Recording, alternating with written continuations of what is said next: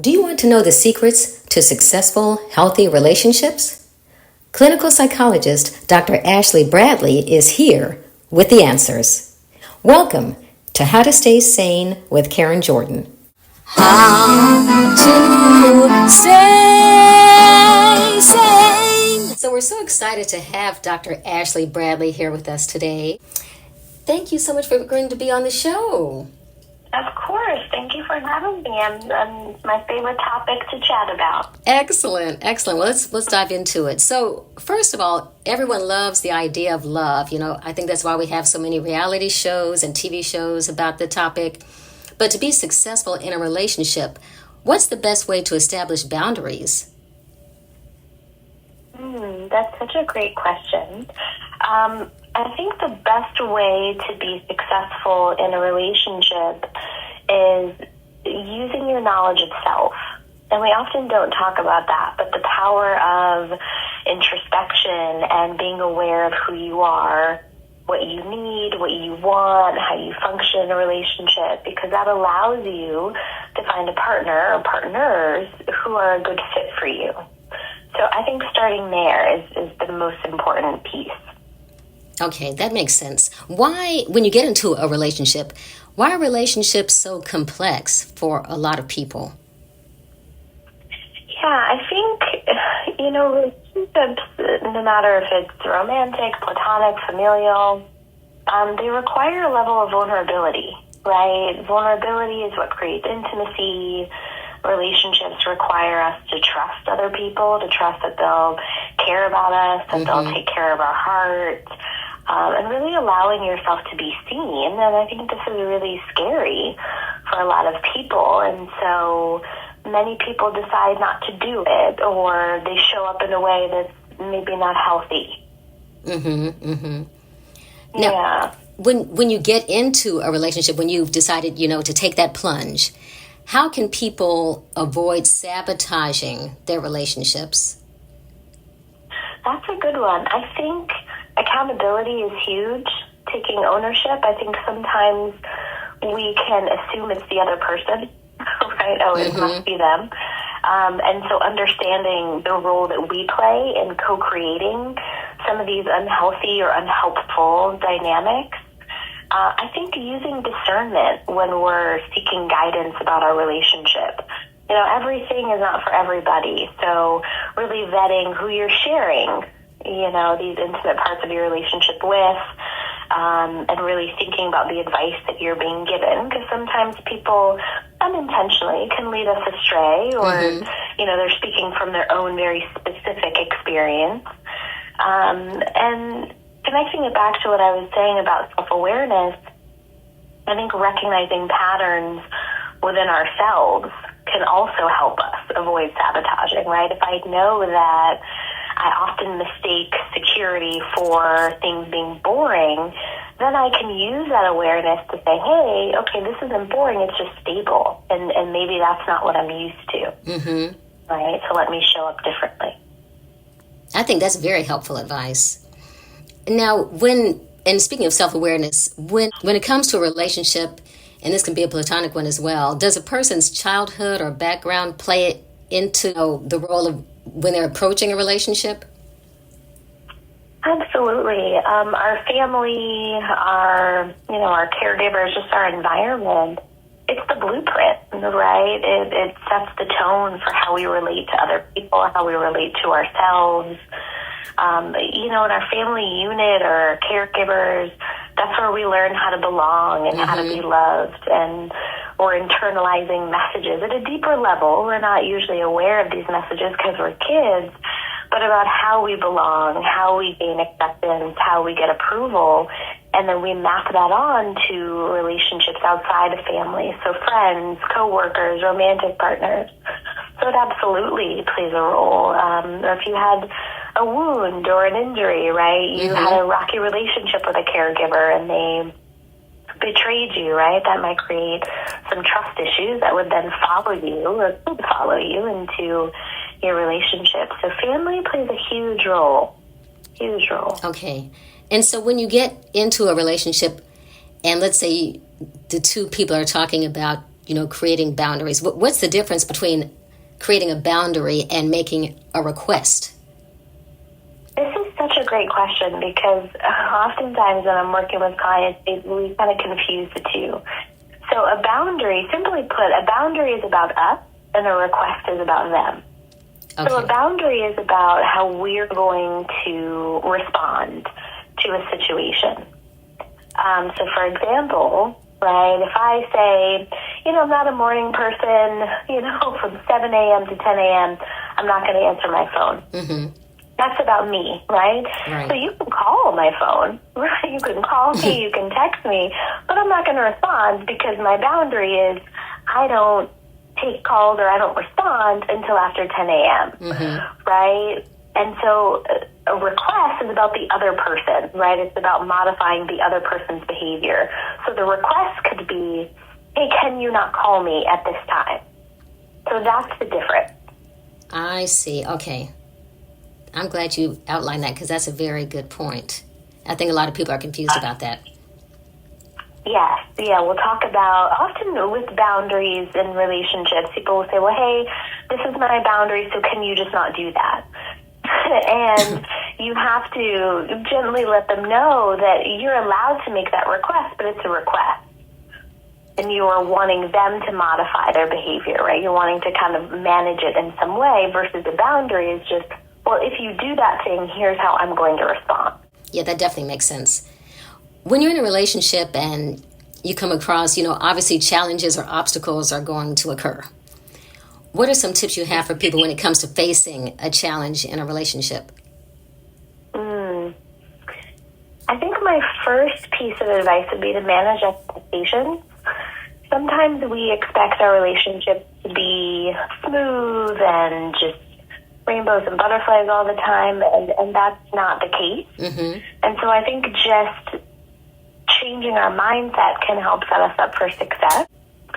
Remembering that you're on the same team as your partner, right? It shouldn't be, or your partner, so it shouldn't be, you versus me or me versus them, but we're on one side and the issue is on the other side. So I think those can be really helpful. And also understanding the root cause of the challenges, right? Deepening your understanding of actually what's going on, which is why a lot of couples enter into couples therapy, right? If we're arguing about, the dishes and you didn't load the dishwasher in the way that I want, or it's actually not about the dishwasher, right? So understanding that, am I feeling unheard more generally? Am I feeling taken for granted, right? Am I feeling like I don't have control in another area of the relationship, so I really want to manage this, right? So again, just having more awareness of what's actually going on, what's at the heart of it. Okay. Thank you. Now, what about if you are in an unstable relationship, let's say, can that, especially a romantic relationship that's unstable, can that lead people to actually have mental health issues? Absolutely. A relationship is, it's just like anything else. It can become a stressor, It can be like work. When it's good, it's great, and it adds to our lives. But if it's not great, or, right, things are tumultuous, right, it can certainly impact our mental health. It can certainly exacerbate current mental health issues that we have. So, yeah, it's important to choose relationships that are a good fit and that add to your life. Okay. And speaking of that, how do you know if you're in a toxic relationship or a relationship that's just not good for you at all? That's a really great question. The first thing that stands out is if you're finding yourself in a persistent kind of fight or flight state of being, your nervous system is constantly dysregulated, that could be a signal, right? Something to check in. None of these things are, I would say, A definitely equals B. Outside of, something like physical abuse or financial abuse, certainly, those are signals that, hey, there's something that's not working in this relationship. So paying attention to your nervous system. Also, too, if you're the people that you trust, if they've expressed concern about the relationship or your mental health, which they're connecting to the relationship, that's also a signal that this relationship may not be a good fit. So I think looking at those few things could be helpful. Okay. I think that's an excellent idea. So it is important then to get feedback from your friends or family or people who know you well. I think it can be. Again, I think you still have to use discernment, but yes, it can be helpful because it gives us a different perspective, right? We need people to validate us and love on us, and we also need people to hold us accountable and say, that was you on that one. That wasn't your partner, or, this is a blind spot of yours, and maybe you can work on that thing. Okay, and I think that's interesting that you say that, because some people, when they get into relationships, especially romantic relationships, sometimes people isolate themselves or they just focus on that person. So you're saying it's important to not isolate yourself, especially in that regard. Right. You want to have a well-rounded life. You don't want your romantic partnership to be your whole world for a number of reasons. But one is if something is off in the relationship, or if you're experiencing conflict, it may kind of impact you to a disproportionate level because everything hinges on that. Right? I'm only good if the relationship is good. So you don't want to create kind of a codependent relationship or a codependent dynamic in your relationship. So it's important to have, hobbies and friends and things outside of your partner as well. Okay. That's definitely a good tip. What about when you're in a relationship, a platonic or romantic relationship? What are some of the best ways to communicate with the other person? Do you have any tips regarding that? Because some people just have, difficulty with their communication skills. Sure. I think being transparent about that is really helpful. So just saying hey, I'm not the best at communicating my feelings. I'm going to try. Right, so it gives people a context, and it can, help them understand where you're coming from. Sharing about feelings, right? That's always helpful. Just actually using feeling words. So often we are talking about our feelings, but we're not using feeling words. So I always tell my clients, if you say, I feel like, if the word like follows feel, you're probably not going to describe a feeling, right? So it should be, I feel angry, I feel hurt, I feel sad, I feel jealous, I feel insecure, I feel, because our emotions is the common language, that's the common denominator. So using feeling words, and expressing a wish, right? But sharing what you want or what you need, not just sharing the complaint or what you don't like. So what's the wish? What's underneath it? Oh, that's a very good point. When you're in a relationship and, let's say, unfortunately, you just don't feel like it's working out, is there a time when a person should call it quits in a relationship? Or what are some signs that you should probably call it quits? That's a really great question. I imagine it would be different for everybody. I think if there's, just persistent kind of conflict that's led to some resentment that you either are unwilling or you can't work through, I think that could be a signal that you may need to reevaluate the relationship. If there's just a general loss of interest in your person, and what I mean by that is you just stopped caring for whatever reason about who they are and their growth and what's going on in their world, or it's difficult for you to understand where they're coming from, or it's difficult for you to be empathetic towards them. Those could all be signals that something might be going on. Again, these are just a few things. That's not how it unfolds for everybody, and it doesn't have to be conflict and resentment to realize, hey, this relationship isn't a good fit.